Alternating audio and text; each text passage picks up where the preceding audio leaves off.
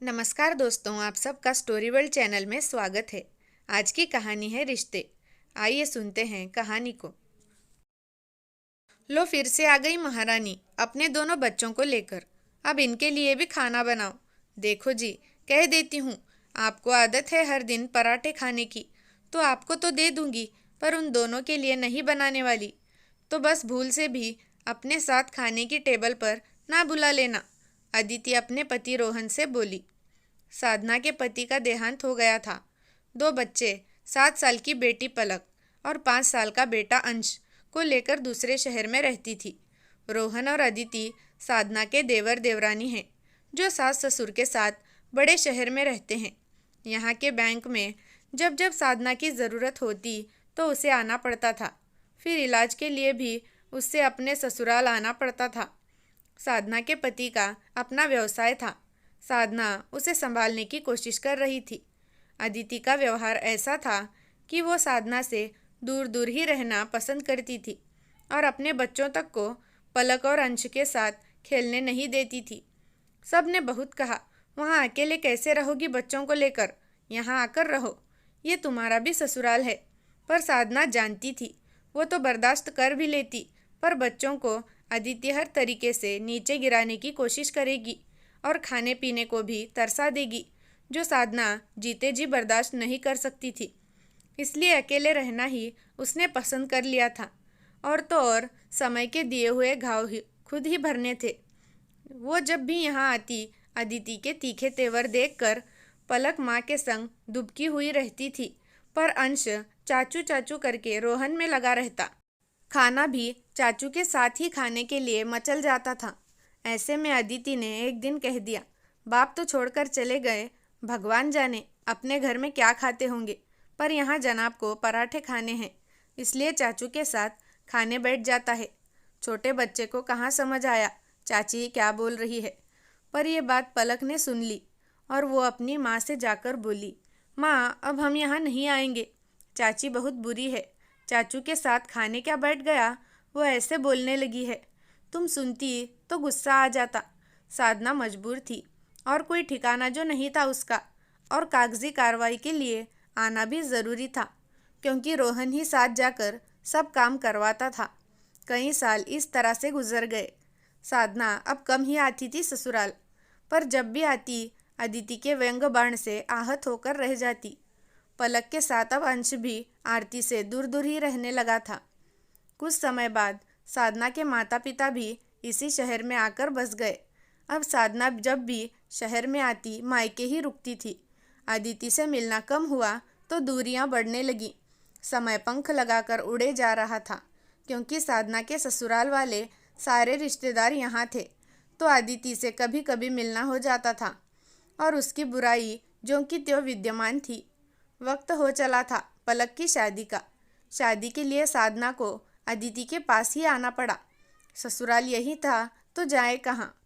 पलक ब्याह कर अपने ससुराल चली गई। अब अदिति से मिलना ना के बराबर ही हो गया था। बहुत समय बाद पलक अदिति की बेटी की शादी में आई थी। ना चाहते हुए भी उसने अदिति की बहुत मदद की और छोटी बहन अनु की भी। अनु भी ब्याह कर अपने ससुराल चली गई। एक दिन बाद पलक विदा लेकर जाएगी, तभी अदिति आकर पलक के गले मिली और बोली, आती रहा कर पलक, कितना अच्छा लगता है मिलकर। देख अब दीदी को भी बोल रही हूँ यहीं आकर रहे। सुनकर पलक दंग रह गई। हाँ चाची, आती रहूँगी। बड़े बेमन से उसने ये बात कही।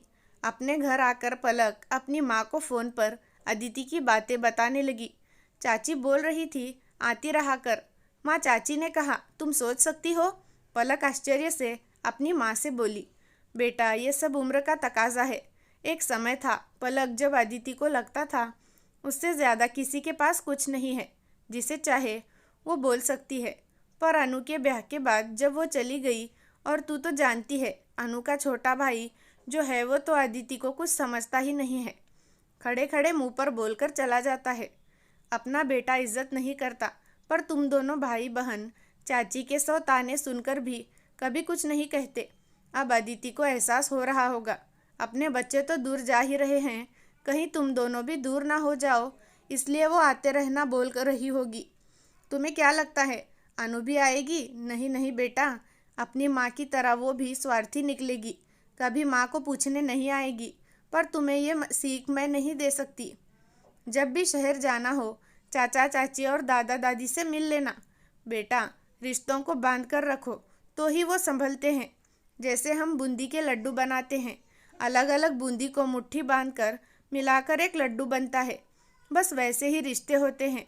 दूर रहकर सब बिखर जाते हैं, नज़दीक रहो तो बंधे रहते हैं। तू समझ रही है ना बेटा मैं क्या कह रही हूँ?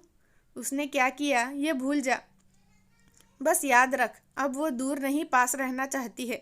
बस ये समझ, समय हर घाव भर देता है। साधना पलक को समझाते हुए बोली। हाँ माँ, मैं समझ रही हूँ, इसलिए मुझे एहसास हुआ चाची मेरे आने पर ज़्यादा रो रही थी, जितना अनु के जाने पर भी नहीं। सच है, हम दूर रहकर पास आ गए, वो पास रहकर दूर हो गई। समय की बात है ना, जिसने हमें बातों के घाव दिए, आज वही लेप लगाकर उसे भर रही है।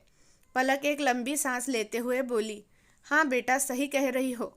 उम्मीद करूँगी मेरे बच्चे किसी भी रिश्ते में दूरियां नहीं बल्कि नज़दीकियां लेकर आएंगे। चल अब रखती हूँ, थोड़ा काम देख लूँ, कहकर साधना ने फ़ोन रख दिया। पलक को आज एहसास हो रहा था, चाची हमेशा हमसे दूर रहना चाहती थी, पर जब अपने दूर होने लगे तो पराए ही मरहम उसे ठीक कर सकते हैं। अब उन्हें हमारा साथ अच्छा लग रहा है। कई बार इंसान समझ नहीं आता कि वो क्या कर रहा है, आगे उसके अपने रिश्ते कैसे होंगे, पर अक्सर हम जिन रिश्तों से दूर भागने की कोशिश करते हैं वही सबसे ज़्यादा नज़दीक आते हैं। शायद समय सब सिखा और समझा भी देता है। वक्त के साथ रिश्ते और लोग भी बदल ही जाते हैं, कोई अपना तो कोई पराया हो जाता है। दोस्तों, आपको कहानी कैसी लगी कमेंट करके ज़रूर बताना। धन्यवाद।